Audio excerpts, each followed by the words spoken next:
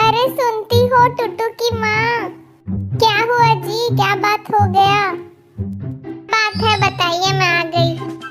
एक बहुत ही बड़े घर से हमारे बेटी टुटू के लिए रिश्ता आया है। अच्छा, लेकिन टुटू तो इस साल शादी नहीं करूंगी बोल रही थी, उसे आगे पढ़ाई करना है। अरे पढ़ाई तो शादी के बाद भी कर सकती है, लेकिन ऐसा रिश्ता दोबारा इस जन्म में कभी नहीं मिलेगा। लेकिन रिश्ता कहाँ से आया ये तो बताइए। हमारे बगल वाले गांव में डोको जी का नाम तो सुना है ना?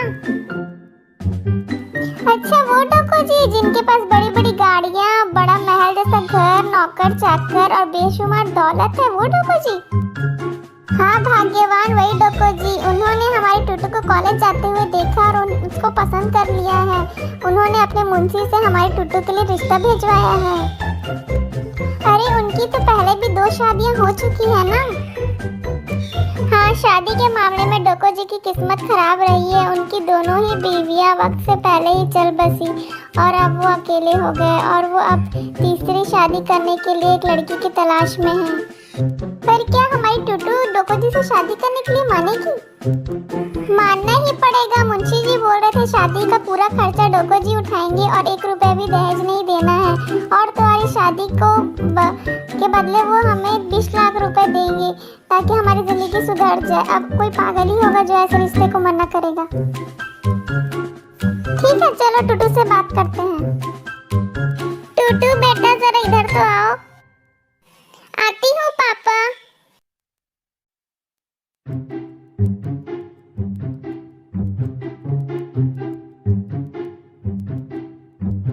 बेटा, हमने तेरा रिश्ता पक्का कर दिया है। तेरी शादी इसी साल होगी।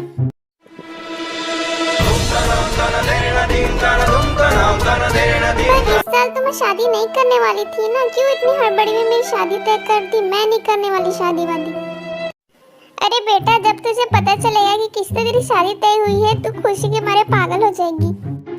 याद है तुझे, एक बार बगल वाले गांव में हम एक बहुत बड़े महल में भागवत कथा सुनने गए थे और पंडित जी के बगल में उस घर के मालिक जो बैठे थे, उन्हीं से तेरा रिश्ता तय हुआ है। तुझे वो घर कितना पसंद आया था? तू 3 दिन तक उसी घर के बारे में बात कर रही थी।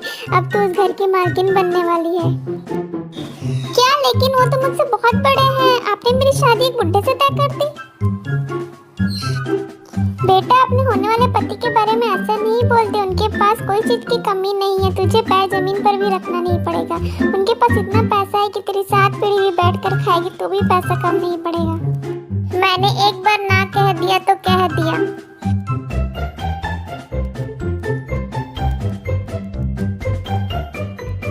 बेटा, कम से कम उनसे मिल तो ले, नहीं तो इतने बड़े आदमी हैं और सामने से रिश्ता भिजवाया है, क्या सोचेंगे वो? कई दिनों के दबाव और माँ बाप के रोज प्रेशर के बाद टुटू मन में सोचती है कि ठीक है, जाके मिल लेती हूँ और साफ साफ मना कर दूंगी, और ये सोच के वो डोको जी से मिलने चले जाती है। एक जान है दन तुझ पे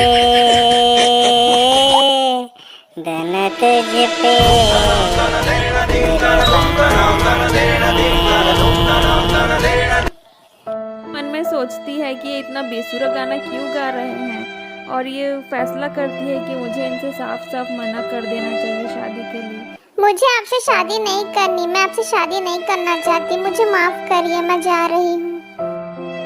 ये कहकर टुटू वहाँ से चली जाती है। चीकू और चिकुड़ी दोनों कई दिनों तक टुटू को मनाने की कोशिश करते रहते हैं। पैसों की लालच में चीकू और चिकुड़ी ने अपनी बेटी की खुशियों को नज़रअंदाज कर दिया था और उस पर दबाव डालते रहे हर एक दिन। सॉरी मम्मी पापा, मैं घर छोड़ के जा रही हूँ आपको बिना बताए। आप समझे ही नहीं कि मुझे जिंदगी में क्या चाहिए था। मुझे अपनी लाइफ में कुछ करना था, इसलिए मैं घर छोड़कर जा रही हूँ। उम्मीद करती हूँ मेरे घर छोड़ के जाने के बाद आप मेरे बातों को समझेंगे। और उसके बाद टुटू घर छोड़कर चले जाती हमेशा के लिए, और कई महीनों के तलाश के बाद भी टुटू नहीं मिलती है। फिर एक दिन हमें अपनी बेटी पर ऐसे दबाव नहीं बनाना चाहिए था। सही कहा आपने, हर माँ बाप को अपने बच्चे की बात सुननी चाहिए और समझनी चाहिए। अपनी बात उन पे थोपनी नहीं चाहिए।